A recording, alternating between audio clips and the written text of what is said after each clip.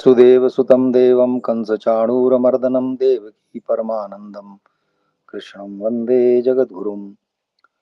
जगद्गुरु को स्मरण करते हुए मैं डॉक्टर शैलेंद्र कुमार धर्मी मानसा चैनल पर आप सभी सनातन धर्मियों सुधी श्रोताओं का स्वागत करता हूं, अभिनंदन करता हूं।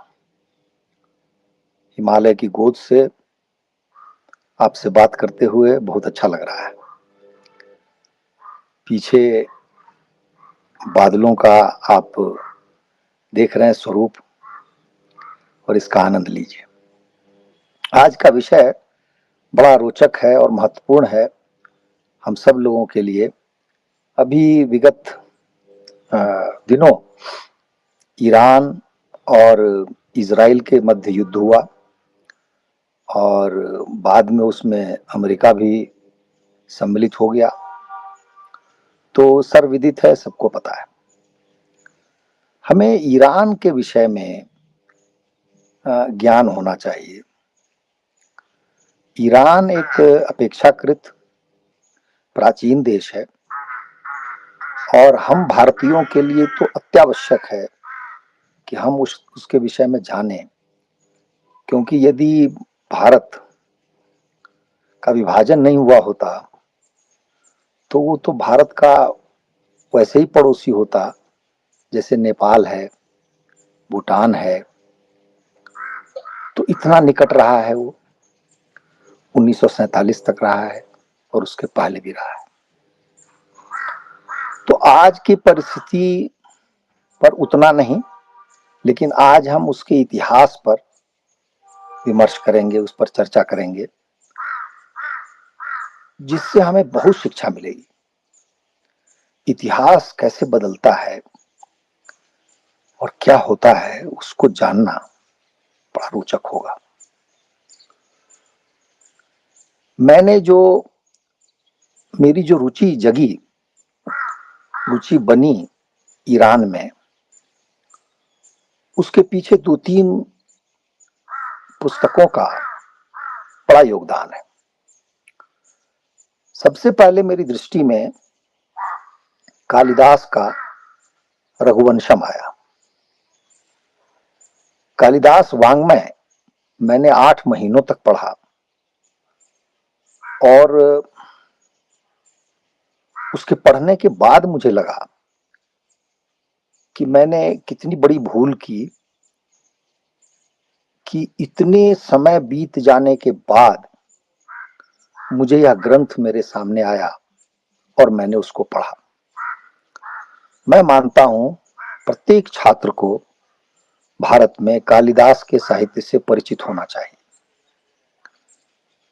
वैसे तो यह अलग विषय है जिस पर कभी हम विस्तृत चर्चा कर सकते हैं, कालिदास के साहित्य की पर। परंतु रघुवंशम में भगवान राम के पूर्वज रघु की विजय की गाथाएं हैं उसमें। और जब वो विजय के लिए निकलते हैं तो जन न जाने कितने देशों को जीतते हैं, और उसी क्रम में वो पारसीक देश,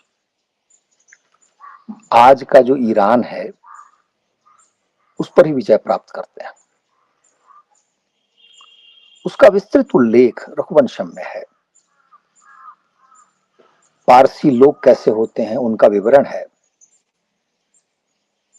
तो उससे मेरे अंदर रुचि बनी। फिर क्या हुआ, समय के काल के प्रवाह में मेरे सामने 2 ग्रंथ आए। विद्याधर सूरज प्रसाद नेपाल जी की के ग्रंथ आए 2। मैं सोच समझकर यह नाम ले रहा हूं और पूरा नाम ले रहा हूं, विद्याधर सूरज प्रसाद नेपाल जी का। क्यों नाम ले रहा हूं? क्योंकि इनको संक्षेप में अंग्रेजी में वीएस नायपॉल कहा जाता है, जिससे हम भारतीय और विशेषकर हिंदू यह समझ ही नहीं पाते कि विद्याधर सूरज प्रसाद थे, वीएस नहीं थे, हिंदू थे, भारत वंशी थे, उनके पूर्वज भारत से ही बाहर गए थे, त्रिनिदाद और टोबैगो में, और वहां से तीक्ष्ण छात्र थे। बहुत उन्होंने अध्ययन किया और कालांतर में इंग्लैंड में रहने लगे, अनेक ग्रंथों की रचना की और 2001 में उन्हें नोबेल पुरस्कार से सम्मानित किया गया। विद्याधर सूरज प्रसाद हमारे लिए गौरव की बात है, और उन्होंने जो ग्रंथ लिखे हैं, उनमें जो दो ग्रंथ हैं वो बड़े महत्वपूर्ण हैं। एक ग्रंथ का नाम है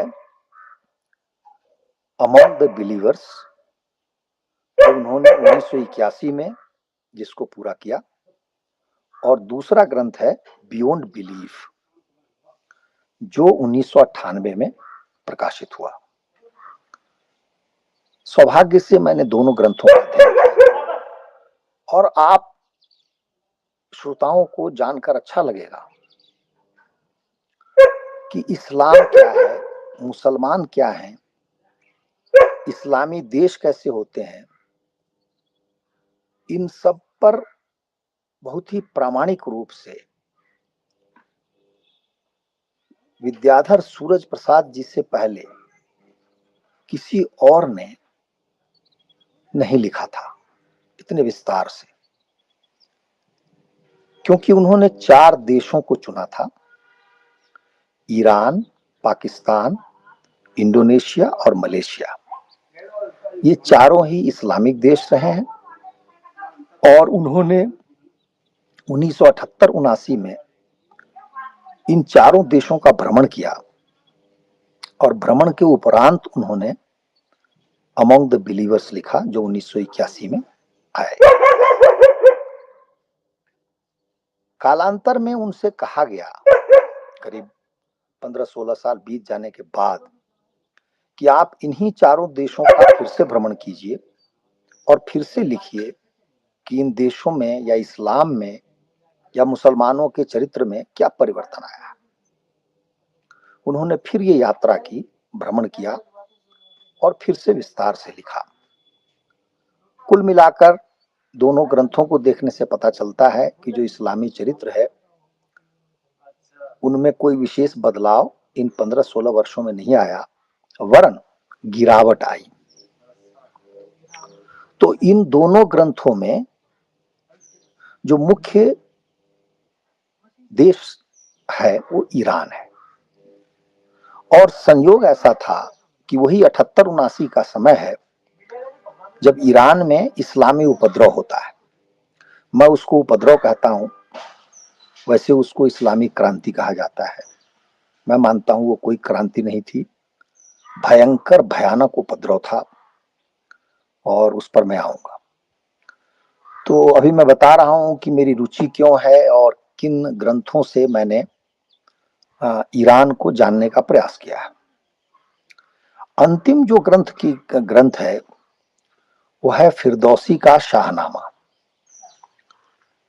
फिरदौसी का शाहनामा, मैं जब जवाहरलाल नेहरू विश्वविद्यालय का छात्र था तब मैं फिरदौसी का जो शाहनामा है उससे परिचित हुआ। इतिहास के ग्रंथों को पढ़ते हुए कुछ जानकारी मिली, और एक दो मेरे मित्र थे जो ये फारसी भाषा पढ़ते थे, और कालांतर में उनको ईरान जाने का अवसर भी मिला और उनसे मेरी बातचीत भी होती रही। तो उनके माध्यम से भी शाहनामा को समझने का प्रयत्न किया। शाहनामा पढ़ने का अवसर मुझे नहीं मिला है, मैं प्रयास करूंगा कि मैं उसको पढ़ूं हिंदी में, और कभी अवसर आएगा तो उस पर विस्तृत चर्चा करेंगे। लेकिन शाहनामा के विषय में जितना मैं जान पाया उसने मेरी रुचि को और बढ़ाया। तो ये जो 3 महापुरुष हुए कालिदास, विद्याधर सूरज प्रसाद नेपाल जी और फिरदौसी। इन्हीं तीनों पर मैं केंद्रित करके अपनी बात रखूंगा। आशा है आपको आनंद आएगा। तो आरंभ में आप देखिए कि ये जिसको हम आज ईरान कहते हैं, वह ईरान शब्द कितना पुराना है। ईरान शब्द जो है ये 1935 में आया है। 1935 तक ये ईरान नहीं था। उसको हम पर्शिया बोलते थे अंग्रेजी में, और हमारे जो संस्कृत में साहित्य है उसके अनुसार हम उसको पारसीक देश कहते थे। यही पारसीक शब्द जो है यही कालिदास के साहित्य में भी आया है और अन्यत्र भी आता रहा है। आपको जानकर अच्छा लगेगा या आश्चर्य होगा कि शब्द पारसी है। देश हम पारसीक बोलते हैं, लेकिन ये जो प है ये अरबी में नहीं है। तो अरबी जो अरब के लोग हैं वो पारसी नहीं बोल पाते, तो वो फा कर दिया, उसको फारसी कर दिया। और मैं तो फ कह रहा हूं लेकिन है वो फार, नीचे एक बिंदी आती है। लेकिन मैं उस बिंदी को इसलिए महत्व नहीं देता कि मैं ये मानता हूं कि उसका मैं हिंदीकरण कर देता हूं। हमें उसकी आवश्यकता नहीं है कि हम उसको फारसी कहें, तो इसलिए वो पारसी है। तो पारसीक देश वो था, वही वहां पर पश्चिम में जाकर पर्शिया हो जाता है। और अभी भी आप जिसको हम फारस की खाड़ी कहते हैं वो दरअसल पारस की खाड़ी है। तो पारस, और सबसे बड़ी बात कि पारसी हम कह रहे हैं और पारस हमारे यहाँ एक शब्द भी है। तो मैं कहना ये चाह रहा हूं कि ईरान जो आज है, जो प्राचीन काल में या विगत में अतीत में पारसिक देश था, वो हमारा ही एक प्रकार से बृहत्तर भारत का हिस्सा था। और उसके दो बड़े बड़े प्रमाण हमारे सामने हैं। एक यह कि वहां जो धर्म विकसित हुआ, मैं सोच समझकर धर्म का प्रयोग कर रहा हूं, क्योंकि वो सनातन धर्म की तरह ही है जो पारसी धर्म है। हम अग्नि पूजक भी हैं। हम अन्य देवताओं की पूजा करते हैं लेकिन अग्नि की भी पूजा करते हैं। तो उस तरीके से देखा जाए तो जो पारसी हैं वो अग्नि पूजक है। फारसी भाषा में उसी को कहा जाता है आतिश परस्त। आतिश मतलब आग और परस्त मतलब पूजा करना, तो वो अग्नि पूजक है। तो एक विशेषता तो यह हुई कि हमारा और उनका एक प्रकार से एक देवता तो साथ बिल्कुल वही है जो हम मानते हैं। दूसरा क्या है कि हमें ये जानना चाहिए कि संसार में जितने मजहब हैं, रिलीजन हैं, पंथ हैं, उनसे हम कैसे पृथक हैं हिंदू धर्म। क्योंकि जब हम धर्म का उच्चारण करते हैं तो उसका क्या अभिप्राय होता है। तो उसके तो खैर अन्यान्य कारण हैं कि हम उनको धर्म, इसको अपने धर्म को धर्म कहते हैं। लेकिन एक जो बहुत ही सरलीकरण यदि करें, मोटे तौर पे देखें, तो धर्म अपना प्रसार या इस प्रकार अपना जो धर्म है वो किसी और पर थोपता नहीं है। यह मैं मानता हूं इसका बहुत बड़ा गुण है। तो संसार में मैं उनको धर्म की तरह ही मानता हूं जो दूसरों पर थोपा नहीं जाए। तो पारसी जो धर्म है उसमें तो यहां तक लिखा हुआ है कि न तो किसी पर कोई धर्म थोपा जाना चाहिए और न किसी को अपना धर्म छोड़ना चाहिए। और वो यहां तक कहते हैं कि यदि कोई अपना धर्म छोड़ता है तो पता नहीं उसकी जो विगत पीढ़ियां हैं, पता नहीं 17 पीढ़ियां हैं या 7 पीढ़ियां हैं, उन तक को पाप चला जाता है। और ये उसको बहुत बड़ा एक अपराध मानते हैं, बहुत बड़ा पाप मानते हैं। तो ये एक ऐसा गुण है जो हमारे से बहुत मिलता है, क्योंकि संसार की जो सारी समस्याएं हैं, उन समस्याओं की जड़ में मुझे दो ही मजहब लगते हैं या रिलीजन लगते हैं, एक ईसाइयत और दूसरा इस्लाम। इनका जैसा भी स्वरूप है, जितने भी हिंसक हैं, जितने भी विनाशक हैं, यदि ऐसे भी रहते परंतु अपना मत, अपना मजहब किसी और पे नहीं थोपते, तो संभवतः संसार में इतनी हानि नहीं होती, इतनी क्षति नहीं होती जितनी इस प्रक्रिया से हुई, इस कारण से हुई। तो इस प्रकार से पारसिक धर्म हमारे धर्म से मिलता रहा। अब आइए इनके ग्रंथ, जो जिंदावस्था इनका ग्रंथ है, वो उसमें और हमारे वेद में और हमारा जो साहित्य है उसमें अनेक समानताएं हैं। और सबसे बड़ी बात, ये जो पारसी भाषा है, जिसको हम गलती से फारसी कहते हैं, पारसी भाषा है, यह भाषा बहुत सन्निकट है संस्कृत के। आज भी आप यदि शब्द ढूंढने जाएं, असंख्य शब्द मिलेंगे आपको जो हमारे से मिलते जुलते शब्द हैं इनके। जैसे मेरे मित्र ने एक बार बताया, जो फारसी के विद्वान हैं, कि हमारे देश में जो शहरों के नाम हैं, जैसे हुमायूंपुर, अकबरपुर, मुजफ्फरपुर, तो पुर का अर्थ होता है बेटा, तो मतलब हुआ हुमायूं का बेटा या अकबर का बेटा। शाहजहांपुर, शाहजहां का बेटा, मतलब उसके नाम पर वो शहर है। या जौनपुर, तो जौना का बेटा। तो ये मैं बहुत लंबे समय तक सोचता रहा कि ये पुर क्या है। तो आप देखिए, हमारे यहाँ पुत्र है और वो पुर है।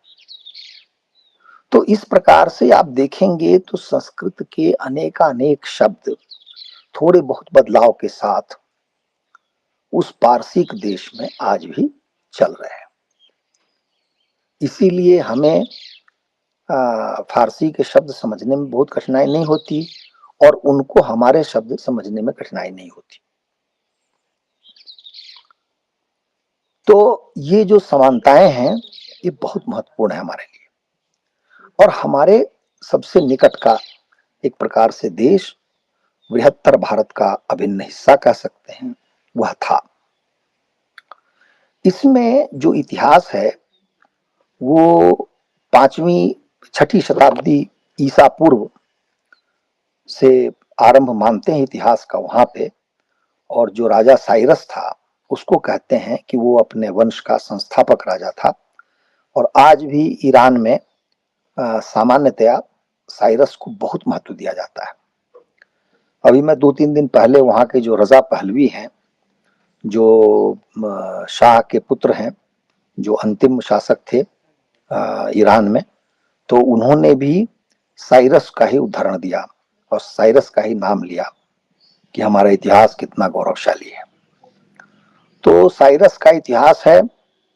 उसके बाद में एक्मेनिद और ससानिद, ये 3 वंश का, 3 साम्राज्य का नाम आता है, जिन्होंने वहां पे शासन किया। और वो जो पारसीक देश है, पारसीक साम्राज्य है, उसका विस्तार किया और उसका बड़ा नाम रहा इतिहास में। अब क्या होता है कि 7वीं शताब्दी में अचानक एक नए प्रकार का मजहब उत्पन्न होता है। और 636 में, अर्थात मोहम्मद की मृत्यु के 4 वर्ष के उपरांत ही, पूरे इस पारसिक देश पर आक्रमण हो जाता है और इस्लाम का, या कहिए कि अरब की विजय होती है। और अरबी वहां पर जो उनका चरित्र है वो थोपा जाता है। वहां के समाज के हर पहलू को नष्ट किया जाता है। विद्याधर सूरज प्रसाद नेपाल जी ने बड़े विस्तार से इसको लिखा है कि इस्लाम एक ऐसा मजहब है जिसकी कोई जड़ नहीं है और ये जड़ विहीन है, और ये जहां जाता है वहां की जड़ को भी खोखला करता है। तो इन्होंने वहां की भाषा, वहां की परंपरा, वहां के धर्म सबको नष्ट कर दिया। और ये नष्ट इतने कम समय में हुआ, जैसे लगता है पलक झपकते हो गया, कि रातों रात वही पारसिक देश बिल्कुल बदल गया, उसका स्वरूप बदल गया। ये हम भारतीयों को ध्यान में रखना चाहिए कि भारत एकमात्र बड़ा देश है जो इस्लामी आक्रमणों को न केवल झेला है, उनसे लड़ा है, बल्कि उनको बहुत सीमा तक परास्त किया है। तभी आज हमारे देश में 120 करोड़ हिंदू हैं। अन्यथा क्या हम ईरान नहीं हो जाते, जहां पर की जो पारसी लोग थे वो बचे ही नहीं। और वो बचे भी तो कहां बचे, भारत में बचे। भारत आ गए, वो उनको छोड़ना पड़ा, अपना देश छोड़ना पड़ा। तो ये बात भी हमें ध्यान में रखनी चाहिए कि भारत ने अपना जो शौर्य, अपने पराक्रम, अपने बल से इस्लाम को परास्त किया है, तभी आज हम इतनी बड़ी संख्या में जीवित हैं। अन्यथा हम भी ईरान हो जाते। तो ईरान में 7वीं शताब्दी में ही इतना कुछ बदलाव हो गया। अब मुसलमान का वहां पर शासन हो गया और धीरे धीरे करके उसकी जो कुछ भी प्राचीन था उसको नष्ट किया गया। यहां तक कि जो स्मारक थे, भवन थे, उनको भी नष्ट करने का प्रयत्न किया गया, बहुत हद तक नष्ट भी किया गया। अब आप देखिए कि 11वीं शताब्दी आती है। 11वीं शताब्दी में एक प्रकार से देखा जाए तो 300-400 साल तक इस्लामी शासन हो चुका होता है पारसिक देश में। और इस्लामी शासन के रहते हुए ही जो फिरदौसी हैं वो शाहनामा लिखते हैं। क्यों लिखते हैं? क्योंकि उस समय खुरासान में जो महमूद गजनवी है, वही महमूद गजनवी जिसने भारत पे कहते हैं अनेक आक्रमण किए हैं, तो उसके दरबार में वो शाहनामा प्रस्तुत करते हैं। शाहनामा लिखने में फिरदौसी को 30 वर्ष का समय लगा और उसमें 60,000 दोहे हैं। फिरदौसी कहिए कि वो प्राचीन जो पारसिक देश था उससे अभिभूत थे, उस दौर को जी रहे थे, जबकि दौर इस्लामी था, उसको भूल नहीं पा रहे थे। तो उन्होंने शाहनामा लिखा। शाहनामा, शाह मतलब राजा और नामा मतलब नाम, हमारा संस्कृत का शब्द है। यह भी बहुत बड़ा प्रमाण है। आप अकबरनामा, जहांगीरनामा जो कुछ भी देखते हैं, नामा नाम, नाम शुद्ध संस्कृत शब्द, नामकरण संस्कार। तो शाहनामा उन्होंने लिखा, अर्थात राजाओं का ग्रंथ लिखा। किंतु आश्चर्य की बात है कि फिरदौसी ने अरब विजय से पूर्व के ही राजाओं का वर्णन किया, उनका ही चरित्र चित्रण किया। इस्लामी शासन और इस्लामी शासक पर कुछ नहीं लिखा। एक प्रकार से मैं कह सकता हूं कि वो बहुत बड़े साहित्यकार थे, जो विद्रोही थे। एक साहित्यकार अपनी वेदना को कैसे प्रकट करेगा? उन्होंने पूरी तरह अपनी आंखों से उसको ओझल कर दिया, 300-400 सालों का समय। और फिर उन्होंने उन राजाओं का चरित्र चित्रण किया जो उनके लिए उनके देश के जाज्वल्यमान कहिए कि चरित्र थे। और इतना विशद वर्णन किया, इतना विशद वर्णन किया कि आज भी कहते हैं कि शाहनामा पारसिक देश के सबसे महत्वपूर्ण महान ग्रंथों में से एक माना जाता है और महमूद गजनवी के दरबार में प्रस्तुत किया। आप ये देखिए, मुझे ऐसा लगता है कि महमूद गजनवी क्रोधित हुआ होगा। और कहा ऐसा जाता है कि जब ये शाहनामा तैयार हो रहा था तो महमूद गजनवी ने कहा था कि हम एक एक शब्द पर या ऐसा कुछ कहा था, या एक एक दोहे पर, जो भी हो, एक एक दिनार देंगे। लेकिन जब ग्रंथ प्रस्तुत कर दिया गया तो कहा गया कि एक एक दिरहम देंगे। तो दिरहम और दिनार के बीच का जो भेद है वो रुपए और पैसे का है।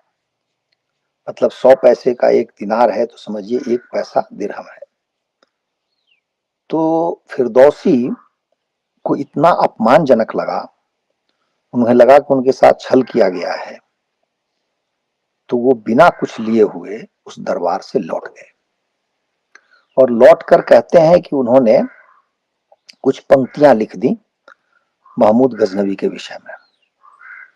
वो पंक्तियां क्या थी मुझे पता नहीं है, लेकिन कहा यह जाता है कि उन पंक्तियों को, उनका बड़ा वो हो गया, चर्चा हो गई पंक्तियों की। यत्र तत्र लोग उन पंक्तियों को गाने लगे, बोलने लगे, और ये बात अंततोगत्वा महमूद गजनवी के मंत्रियों के कानों तक पहुंची। उन लोगों ने एक दिन महमूद गजनवी को समझाया, मंत्रियों ने, कि आपने ऐसा क्यों किया कि दिनार की जगह दिरहम दिया।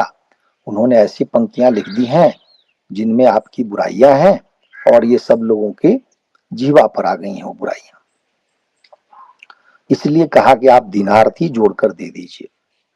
तो कहते हैं गाड़ियों में भरकर दिनार बाद में देने की बात की, और गाड़ियां जो हैं वो फिरदौसी के घर तक पहुंची।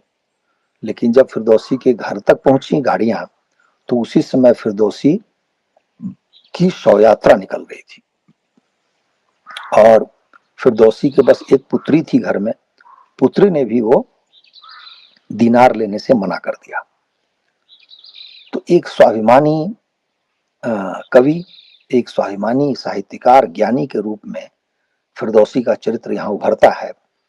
और दूसरा, जो जाज्वल्यमान इतिहास था पारसी देश का, उस पर लिखने का उनका जो मन था, वो अपने आप में उनको महान बनाता है। दूसरा, अप्रत्यक्ष रूप से यह भी सिद्ध होता है कि उनको कितना दुख था, कष्ट था कि इस्लामी आक्रमण हुआ पारसिक देश पर, और पारसिक देश को छिन्न भिन्न कर दिया गया, नष्ट कर दिया गया। वो जो वेदना थी, वो वेदना भी अप्रत्यक्ष रूप से इस पुस्तक के रूप में निकली। कहा जाता है कि वो बड़े निर्धन रहे जीवन भर, और निर्धन रहते हुए भी इस दुनिया से चले गए, इस संसार से विदा हुए। उन्होंने कोई सुख नहीं देखा, उनको धन और वैभव नहीं मिला, लेकिन मृत्योपरांत उनके इस ग्रंथ ने एक प्रकार से कहिए कि संसार में तहलका मचाया, और आज भी उस ग्रंथ का अतुलनीय महत्व है, अभूतपूर्व ग्रंथ है वो। तो इससे यह सिद्ध होता है कि इस्लाम ने क्या क्या नहीं किया, क्या क्या नष्ट किया वहां पर। तो ये जो मैंने 3 स्रोत बताए हैं अपने इस शोध यात्रा में, तो अब मैं आपको थोड़ा सा बताऊं कि जब इस्लामीकरण हुआ उसके बाद क्या होता है। लगभग सारे के सारे लोग मुसलमान बना दिए जाते हैं। और उसकी भी एक दूसरी ही कहानी है कि ईरान में जो इस्लाम है वो भिन्न इस्लाम है। उसका क्या कारण हो सकता है। हम आप सभी रात दिन शिया सुन्नी सुनते रहते हैं, लेकिन ईरान पूरा का पूरा, जिसमें जो बहुसंख्यक है वो शिया है, शिया देश है वो। तो ये क्यों शिया देश बना। इसका कारण भी ईरान का इतिहास है, जो मैं मानता हूं कि ईरान अपने आप को इस्लाम के सामने तो उसने घुटने टेक दिए, लेकिन कहीं ना कहीं उसको यह अनुभूति थी कि उसका जो इतिहास है वो बहुत ही समृद्ध है, और वह अरबों का पिछलग्गू नहीं बन सकता। शिया बनने के तो स्पष्ट कारण यह है कि उत्तराधिकार का युद्ध हुआ, और जो अली मोहम्मद के जो दामाद थे उनको 3 बार अवसर नहीं दिया गया। अबू बकर खलीफा बन गए, उमर बने, उस्मान बने, चौथी बार में अवसर मिला उनको, और वह भी 4 वर्ष के लिए ही उनकी हत्या कर दी गई। और बाद में जो हसन हुसैन है, वो भी, हुसैन को भी मार दिया गया करबला में। तो इस प्रकार से उत्तराधिकार का युद्ध कहा जाता है। लेकिन आप ध्यान से यदि इस पर विचार करें तो ये उत्तराधिकार से बढ़कर ईरान का अपना समृद्ध इतिहास है। जो ईरान यह मानने को तैयार नहीं है कि वो अरबों के सामने घुटने टेक दे, भले ही वो मजहब ही क्यों न हो, तो उसने शिया का रास्ता अपनाया है। तो आप देखेंगे कि इस प्रकार से ईरान की यात्रा चलती रही और उसका जो भयंकरतम समय था वो 1979 का समय था, जब वहां पर इस्लामी उपद्रव होता है। और यहीं से विद्याधर सूरज प्रसाद नेपाल जी का जो लेखन है वो हमें बहुत महत्वपूर्ण लगता है। विद्याधर सूरज प्रसाद जी वहां पर उपस्थित थे। उन्होंने ईरान का भ्रमण किया, उस समय भी किया और उसके 15-16 वर्ष बाद भी किया। और उन्होंने जो हिंसा का तांडव था, जिस प्रकार से खुमैनी ने वहां पर अत्याचार किया, वहां पर लोगों को मारा, वो हृदय विदारक है। मैं दर्शकों से कहूंगा कि इन पुस्तकों का केवल ईरान वाला जो भाग है उनको पढ़ें और फिर देखें कि वो कैसा किया है, क्या काम किया है। तो ईरान ने अपने आप को ही नष्ट किया है इस इस्लाम के कारण। भले ही वो शिया बन गए, सुन्नी से भिन्न रास्ता अपनाया, लेकिन उनके अंदर एक दूसरे तरह का घमंड उत्पन्न हो गया। घमंड यह था कि वो पूरे इस्लामी जो दुनिया है, संसार है, उसके वो प्रमुख हैं। उनकी योजना यहां तक की है कि वो मक्का पर वो आक्रमण करना चाहते हैं या मक्का पर कब्जा करना चाहते हैं, क्योंकि उनका मानना यह है कि मक्का भी अली और हसन हुसैन का ही है, क्योंकि जिनको उत्तराधिकार से वंचित किया गया। तो इस प्रकार से वो मानते हैं कि वो शिया का अधिकार उस पर होना चाहिए। तो इस्लामी दुनिया का वो नेता बनना चाहते हैं, नेतृत्व करना चाहते हैं, ईरान के जो ये आज तथाकथित जो इस्लामी नेता है। और इसी कारण से इन्होंने एटम बम बनाने की भी योजना बनाई। और कालांतर में क्या हुआ हमारे आपके सामने है कि एक प्रकार से ईरान ने स्वयं अपने पैरों पर कुल्हाड़ी मारी। और आज जो 56 और देश हैं मुसलमान के, इस्लामी देश, उनमें से किसी भी देश ने ईरान की कोई सहायता नहीं की। आज बल्कि अद्भुत जानकारी मुझे मिली है, या तो आज की ही बात होगी या कल शाम की होगी, कि भारत में जो ईरानी दूतावास है उसने लंबा चौड़ा एक प्रशस्ति पत्र या धन्यवाद ज्ञापन भारत को दिया है, राजदूत ने ईरान की सरकार की तरफ से, कि भारत ने हमारा समर्थन किया है, यहाँ के समाज ने किया है, लोगों ने किया है, यहाँ की संस्थाओं ने किया है। और अंत में उस पत्र में लिखा है, धन्यवाद ज्ञापन में लिखा है, जय हिंद जय ईरान। तो आप देखिए कि जय हिंद, जय शब्द का प्रयोग किया है और जय शब्द का प्रयोग ईरान के लिए भी किया है। तो आज वो भारत को कितना महत्वपूर्ण मान रहे हैं और भारत के साथ का, समर्थन का इतना बड़ा बखान कर रहे हैं। लेकिन इस तरह की बात, इस तरह का धन्यवाद ज्ञापन किसी मुसलमान देश के लिए उन्होंने नहीं किया है। तो इससे भी आपको अनुमान हो जाएगा कि किसी भी इस्लामी देश ने ईरान का समर्थन नहीं किया, ईरान का साथ नहीं दिया। और जो अभी आक्रमण हुआ है इजराइल का और बाद में अमेरिका का, उसने ईरान की रीढ़ तोड़ दी है। उसके इतने सारे जनरल और कमांडर मारे गए हैं, परमाणु वैज्ञानिक मारे गए हैं, उनकी भरपाई करना अत्यंत कठिन है। अर्थव्यवस्था वैसे ही उनकी चौपट हो चुकी है। तो मुझे ऐसा लगता है कि वो समय दूर नहीं जब ईरान से ये जो इस्लामी शासन है ये मिटेगा, हटेगा, और फिर ईरान वह पारसीक देश बनना चाहेगा। क्योंकि मैंने अनेक ईरानियों को सुना है जो ईरान से बाहर रह रहे हैं, और मुझे बड़ा अच्छा लगा कि उनके यहाँ ये विमर्श चल रहा है कि कभी वो अपने आप को आर्य मानते थे और उसी से आर्याना शब्द था, और वो आर्याना ही ईरान था।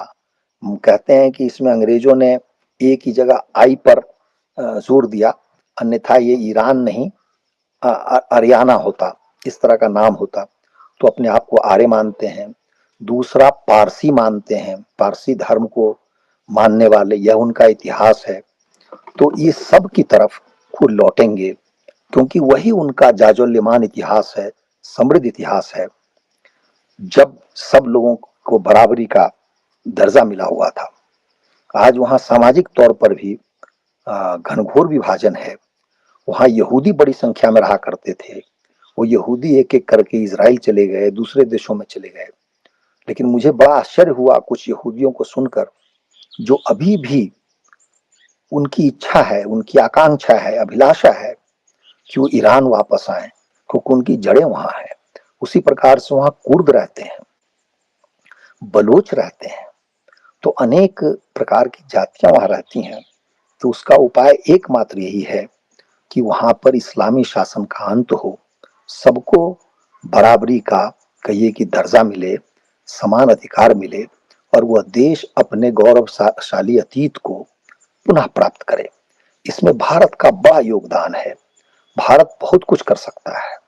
हम यदि चाहें, प्रयास करें, तो आज की स्थिति ऐसी है कि कहते हैं 60% से अधिक लोग वहां के बिल्कुल स्पष्ट रूप से इस्लाम को छोड़ चुके हैं, क्योंकि इस्लाम का जो स्वरूप उन्होंने देखा है उसको कौन सहेगा। वो तो सपने में भी इस्लाम को नहीं स्वीकार करना चाहेंगे।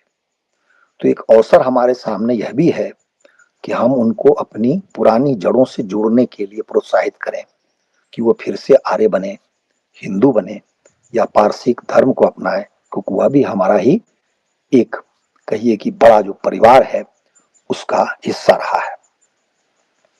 तो इस प्रकार से मेरा प्रयत्न ये रहा है कि मैं आपको एक नए प्रकार से ईरान को समझाने या समझने का हम लोगों ने मिलकर प्रयत्न किया है। उनमें कुछ ग्रंथों का बहुमूल्य योगदान रहा है, उनका उल्लेख मैंने किया है। आप में से और यदि और भी ग्रंथ देखना चाहें या जानते हो तो आप टिप्पणी भी कर सकते हैं, और किसी विशेष दृष्टिकोण से इतिहास को देखना चाहें उस पर भी टिप्पणी कर सकते हैं। तो मुझे जो समझ में आया, क्योंकि मैं पिछले जो 10-12 सालों में जो ग्रंथ मेरी दृष्टि में आए हैं और जिनको पढ़ने का अवसर मुझे मिला है, जिनसे मैंने अपने विचार बनाए हैं, उनके आधार पर मैंने आज की ये वार्ता की है। आशा है आप लाभान्वित होंगे, आप आनंदित होंगे। इसी प्रकार आप हमें सुनते रहें, हमारा सब्सक्रिप्शन बढ़ाएं, और धर्म की जय के लिए, धर्म की विजय की इस यात्रा में आपका यह अनमोल योगदान रहेगा। तो इसी मोड़ पर मैं अपनी वाणी को विराम देता हूं। जय जय श्री राम।